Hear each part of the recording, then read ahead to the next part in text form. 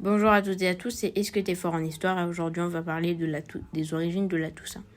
Alors la Toussaint, qu'est-ce que c'est? C'est une fête chrétienne qui honore tous les saints connus et inconnus défunts.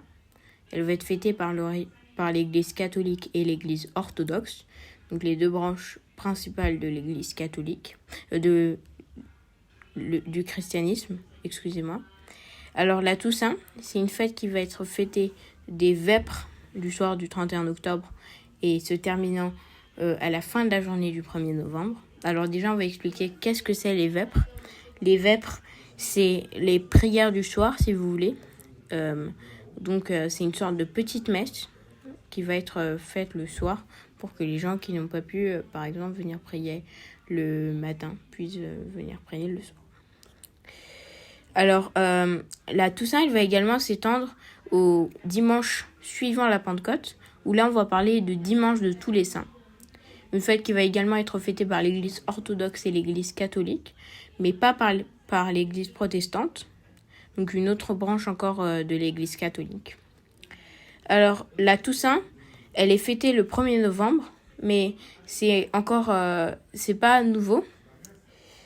C'est très ancien déjà, parce que la fête de la Toussaint, elle a été mise au 1er novembre en Occident au 8e siècle. Peut-être, on pense que c'est parce que le pape Grégoire III a dédié à tous les saints une chapelle de la basilique Saint-Pierre de Rome. Donc Grégoire III, c'est le 90e pape de l'Église catholique. Alors l'Église catholique, le pape, qu'est-ce que c'est? C'est le chef, si vous voulez. C'est la personne au-dessus, donc en dessous de Dieu, si vous voulez, qui va être le chef un peu de l'Église catholique. Donc elle va être située au Vatican, cette chapelle, donc dans la basilique Saint-Pierre de Rome, une basilique située dans le Vatican. Qu'est-ce que c'est le Vatican? Le Vatican, c'est une sorte de petite cité-État où il n'y a pas un véritable gouvernement. Ça va juste être une sorte de bastion où il y aura plusieurs basiliques, mais surtout une très grande même basilique, où logera le pape et d'autres figures importantes de l'Église catholique. Alors, avant la Toussaint, on parlait déjà de fête des martyrs.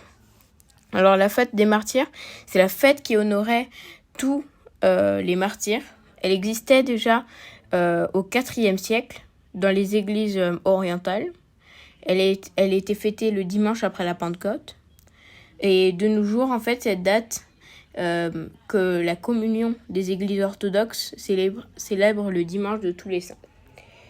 À Rome, au 5e siècle également, une fête en l'honneur des saintes et martyrs était célébrée le dimanche après la Pentecôte.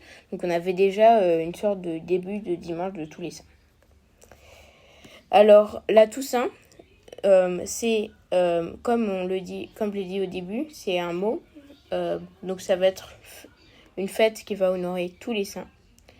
Toussaint, c'était également un saint, donc de l'Église catholique.